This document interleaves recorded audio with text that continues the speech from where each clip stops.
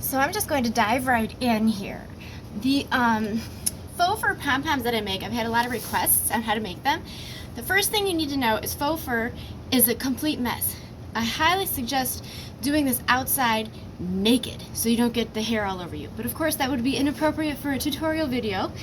Plus my neighbors are kind of close where we're all, but you know. So what I do is I use this bowl just because it is a nice 5 inches in diameter, and that's the size that I like. Feel free to use whatever size you like. This will give me a fairly big pom-pom, and I'm just gonna mark my lines there. It doesn't have to be exactly perfect. And this is the part that's gonna start flinging fur everywhere. I have my receipt still pinned on that from Hobby Lobby. I lucked out and got it on sale.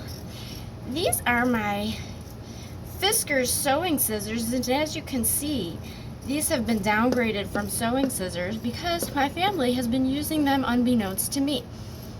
I have a better pair that I should have probably been using that I have Sharpied all over it, touch and die, because my family made me very angry with this one.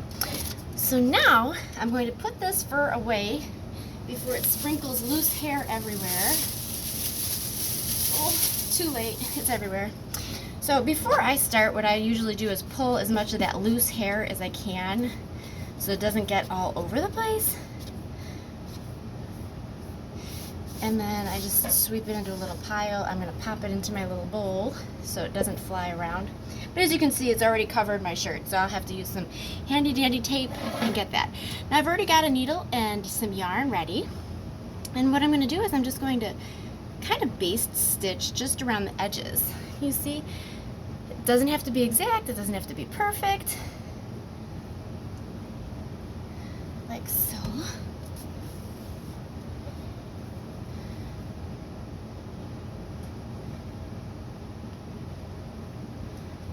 And once I go all the way around the edges, I'm going to pull it tight and stuff it with some polyfill.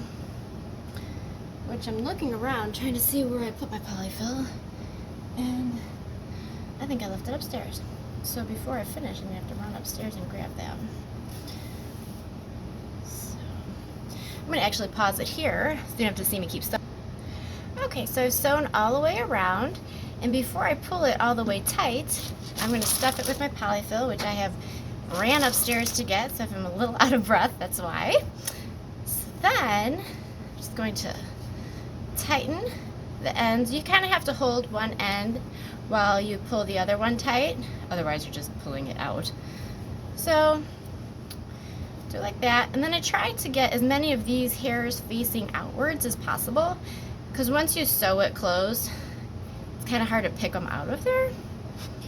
So then I'm just going to put a little knot in there, and I'll pull that knot tight. If you have a friend, you can have them stick their finger on there for you. Of course I don't have a friend, I'm all alone in my basement. And let's see, I'll put one more knot just to kind of hold it like that. And you can see it's still kind of open, so I'm going to actually whip stitch a little bit on there, and then using these ends I will sew that onto the top of my hat. And that is how you make a faux fur hat and save yourself some money. I got that big thing of faux fur at Hobby Lobby on sale, and for the price of one of those pieces of fur I can probably get like 20 hats. I don't know, I've already made 4 and I've got a uber load left. And they're like $5 to $10 for one of these things. Now the drawback is I'm having a hard time finding pretty colors, but for now I have my little brown faux fur pom-pom.